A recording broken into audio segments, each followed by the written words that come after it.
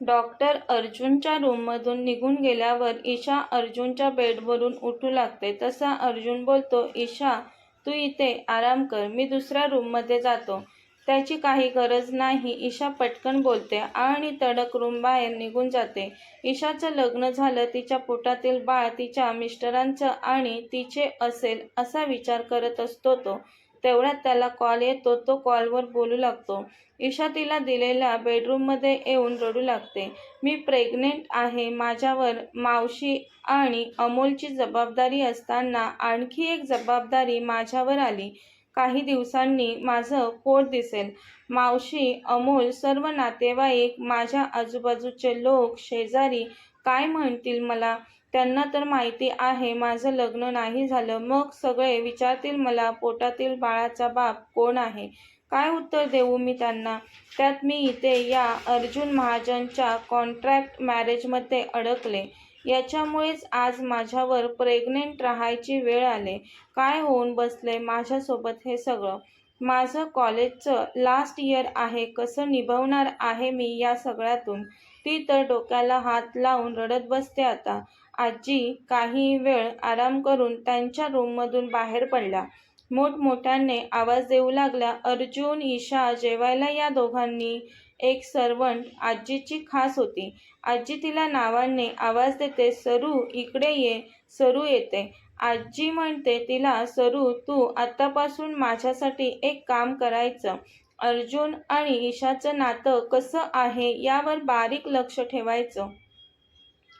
त्या दोघांविषयी मला सर्व सांगायचं. सरू हो आजी म्हणते. तेवढ्यात अर्जुन दारातून आत आला. तशी आजी पटकन म्हणते, सरू तू जा लवकर. अर्जुन आला. अरे अर्जुन आलास? आजी हसत म्हणते त्याला. हो आजी, तू आवाज दिलास मला. अरे जेवायचं नाही का तुम्हाला? किती वाजले बघ, मला खूप भूक लागले. ईशा कुठे आहे? तिला बोलव पटकन. अर्जुन एका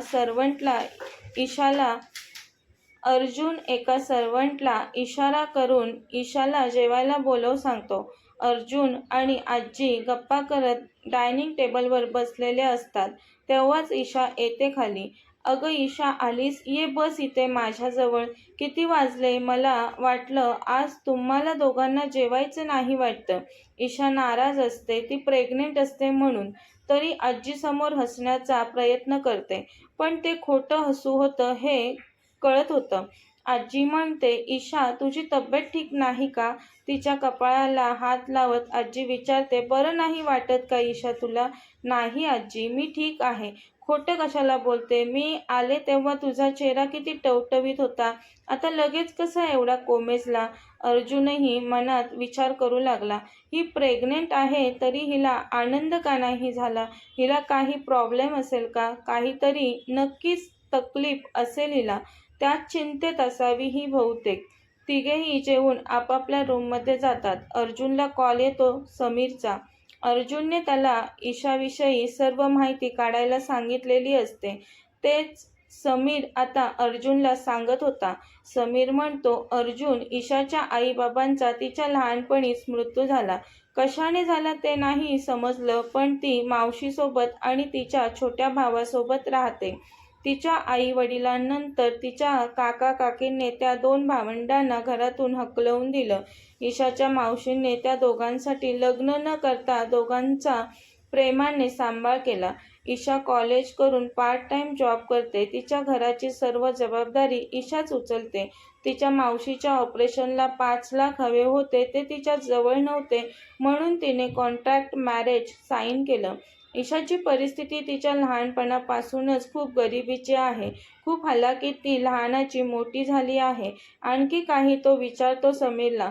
त्याला ऐकायचं होतं तिचं लग्न कोणासोबत झालं, पण समीर तर तिच्या लग्नाविषयी काहीच बोलत नव्हता.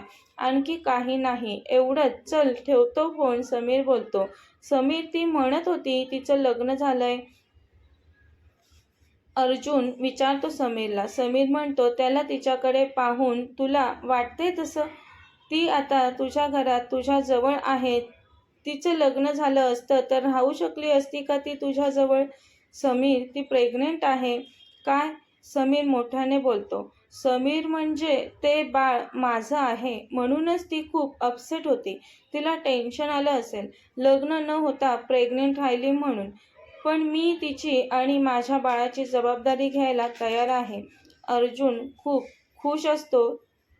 त्याचं बाळ, त्याच्या खानदानाचा अंश तिच्या पोटात वाढत असतो म्हणून. तो लगेच तिच्या रूममध्ये जातो. हलक्या पावलांनी तिच्याजवळ बेडवर बसतो. ती झोपलेली. तिच्या पोटावर त्याला हात ठेवावासा वाटतो. तो हात पुढे करून तिच्या पोटावर ठेवणार, पण मनात नाही नको, तिला जाग येईल, झोप मोड होईल हिची म्हणतो. तसंही ईशाचं निरागस सोज्वल रूप त्याला आवडू लागलेलं. असंच तिथेच बसून तिच्याकडे पाहत राहावं असं वाटलं त्याला. पण तिला जाग आली तर ती रागवेल या विचाराने तो उठला आणि रूममध्ये गेला. पण ती म्हणत होती तिचं लग्न झालंय, त्यामुळे तो त्याच्या मनातील भावना मनातच दाबून ठेवत होता. दुसऱ्या दिवशी सरूला आजी विचारते, सरू, त्या दोघांची काय खबर? सरू म्हणते, आजी, रात्री डिनर झाल्यावर अर्जुन सर त्यांच्या रूममध्ये आणि ईशा मॅडम दुसऱ्या रूममध्ये झोपल्या. काय? आजी चिंतेने म्हणतात. त्यांना अर्जुनचा खूप राग येतो. हा असा का वागतोय ईशासोबत? एवढी फुलासारखी बायको भेटले, त्याची किंमत नाही मूर्खाला. भांडलाच असेल ईशाच्यात, म्हणूनच तर रात्री तिच्या चेहऱ्यावर नाराजी दिसत होती. येऊ देत त्याला रात्री ऑफिसमधून घरी, मग मी पाहते त्याच्याकडे. आजी ईशा आणि अर्जुन त्यांच्या रूममध्ये झोपायला जातोपर्यंत काही न बोलता शांत होत्या. जसे ते दोघे वेगवेगळ्या रूममध्ये आज पुन्हा झोपले हे कळल्यावर आजी डायरेक्ट अर्जुनच्या रूममध्ये आल्या. अर्जुन ईशाच्या विचारात हरवलेला. त्याला आता काही करून ईशा त्याच्या रूममध्ये हवी होती. ती त्याला आवडू लागलेली आणि त्याचं बाळ तिच्या पोटात वाढत होतं. त्यामुळे त्याला ती जवळ असावी असं वाटणं साहजिकच होतं. अर्जुन त्या मोठ्याने म्हणाला, आजी जिना चढून सहसा वरती येत नव्हत्या. आजी अशी अचानक रूममध्ये येईल असं नव्हतं वाटलं त्याला. आजी तू? तो थोडं घाबरूनच म्हणाला. मला पाहून एवढं घाबरायला काय झालं? मी नको येऊ का तुझ्या रूममध्ये? ये ना आजी. तो म्हणतच होता तेवढ्यात आजीने विचारलं, ईशा कुठे आहे? ती का नाही दिसत तुझ्या बेडवर?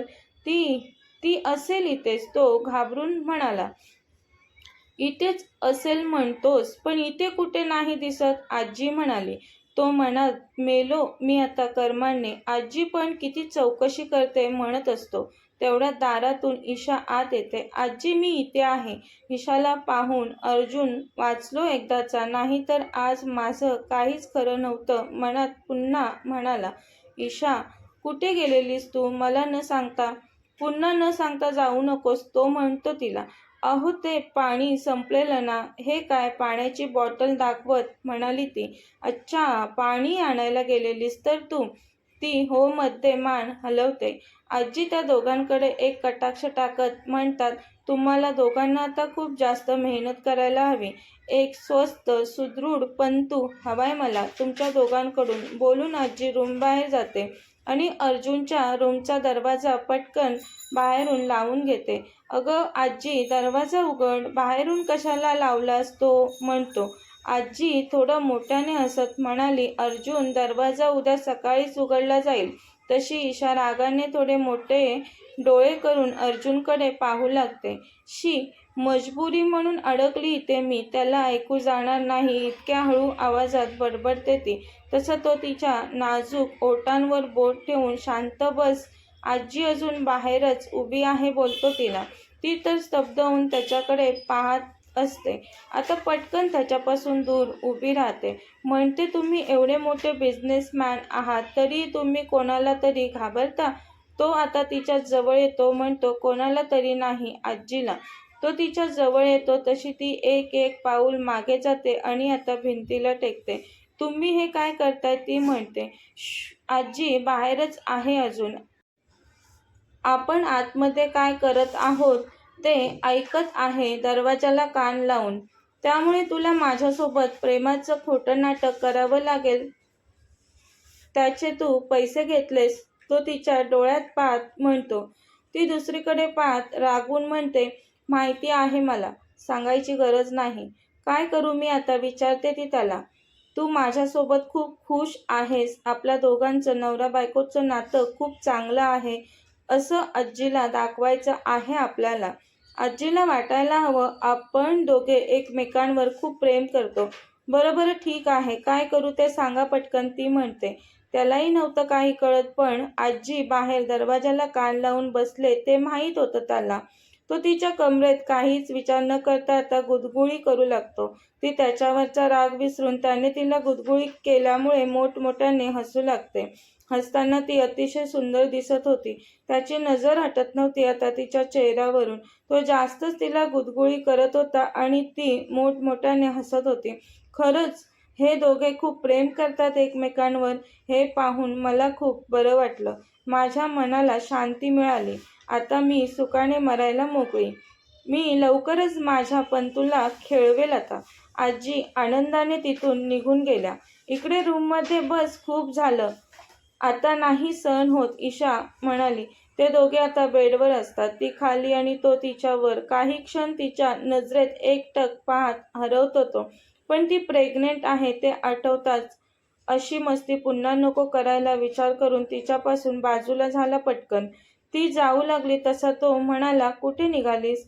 मी चालले माझ्या रूममध्ये, ती म्हणाली. नाही, आता नाही जाता येणार तुला रूममध्ये. आजी लक्ष ठेवून आहे आपल्या दोघांवर. नाही, मी नाही राहणार तुमच्या रूममध्ये. असं कॉन्ट्रॅक्ट मॅरेजमध्ये काही लिहिलं नव्हतं, ती म्हणाली. नवरा बायकोसारखं राहायचं एवढं तर लिहिलं होतं ना.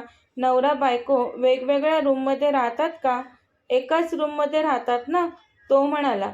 नसेल जमत तर तसं सांग. घेतलेले पैसे पुन्हा परत कर. तो ती जाऊ नये त्याच्या रूममधून बाहेर म्हणून मुद्दाम तिला कठोर आवाजात म्हणाला. दार उघडून बाहेर जाऊ लागला. तुमच्याकडे चावी होती तर इतका वेळ माझ्यासोबत मस्ती का करत होता तुम्ही? तो आजीला मला नाराज नव्हतं करायचं. तूही चुकूनही आजीला नाराज करू नकोस, नाहीतर माझ्यासारखा वाईट कोण नसेल, बोलून रूमबाहेर पडतो. आता तो कोणासोबत तरी कॉलवर बोलत असतो. समोरून, हॅलो बॉस, तुम्हाला 2 महिन्यांपूर्वी ड्रग्ज कोणी दिले ते कळलंय मला. कोणी ड्रग्ज दिलं मला? अर्जुन पटकन म्हणाला. सर मिस्टर शर्मा आणि त्यांची मुलगी माया.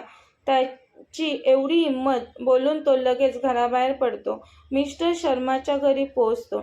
मिस्टर शर्मा अर्जुनला अचानक त्यांच्या घरी आलेलं पाहून दचकतो. अर्जुन महाजन, तुम्ही यावेळेस माझ्या घरी? शर्मा म्हणतो. अर्जुन तटस्थ असतो अजूनही. मिस्टर शर्मा म्हणतो, अर्जुन प्लीज या ना, बसा. अर्जुन बसतो. मिस्टर शर्माची मुलगी माया तिथेच असते. ती अर्जुनला एकटक पाहत असते. अर्जुन तिला म्हणतो, माया, 2 महिन्यांपूर्वी माझी मीटिंग हॉटेल स्टारमध्ये होती, तेव्हा तू तिथे माझ्या पर्सनल रूममध्ये काय करत होतीस? तशी माया गडबडते. 23 फेब्रुवारी तू माझ्या पिण्याच्या पाण्यात ड्रग्ज मिसळलंस. का केलंस असं तू? अर्जुन, मी असं का करीन? तुझा काहीतरी गैरसमज होतोय अर्जुन, माया म्हणाली. मी नाही असं काही केलं. ती मिस्टर शर्माकडे पाहत म्हणाली. अर्जुन मोबाईलमधला व्हिडिओ तिला दाखवतो तशी ती लगेच, अर्जुन, तू पाहिजे होतास मला कायमस्वरूपी. मी तुला दुसऱ्या कोणत्याच मुलीसोबत नाही पाहू शकत. मला माहिती आहे तू कोणत्याच मुलीकडे कधीच नाही पाहत. तरी तुझी बायको म्हणून तुझ्या आयुष्यात मला यायचं होतं. तू फक्त माझा व्हावा यासाठी मी हे सगळं केलं. पण तुझा मित्र समीर घेऊन गेला तुला तिथून. मी खूप प्रेम करते अर्जुन तुझ्यावर. आता अर्जुन ताडकन उठतो. मिस्टर शर्मा आणि माया दोघेही घाबरतात. अर्जुन मायाच्या खाडकन थोबाडीत ठेवून देतो. ती गालाला हात लावून अर्जुनकडे पाहू लागते. मूर्ख मुली, तुझ्यामुळे एका निरागस मुलीचं आयुष्य खराब केलं मी. माझ्यासोबत तू जे वागलेस त्याची किंमत तुला मोजावीच लागेल. तो आवाज देतो, सेक्रेटरी, पोलिसांना सीसीटीव्ही फुटेज द्या आणि या दोघांना ताब्यात घ्यायला सांगा. बोलून अर्जुन निघून गेला. त्याच्या मागे माया, अर्जुन माफ कर मला, चुकले मी. हे सगळं मी तुझं प्रेम मिळवण्यासाठी केलं. पोलिसात नको देऊ मला. माझं आयुष्य बर्बाद होईल तू असं केलंस माझ्यासोबत तर बोलत असते. पण तिचं काहीच ऐकून घ्यायला अर्जुन नव्हता तिथे. मायाच्या घाणेरड्या वागण्याची शिक्षा बिचाऱ्या ईशाला भोगावी लागलेली, तेही तिची काही चूक नसताना. याचं अर्जुनला अतिशय वाईट वाटत होतं. कथेचा पुढील भाग पाहण्यासाठी चॅनलला सबस्क्राईब करा. कथा आवडल्यास लाईक, शेअर आणि कमेंट करायला विसरू नका. कथेचे यापूर्वीचे सर्व एपिसोड प्लेलिस्टमध्ये आहेत. धन्यवाद.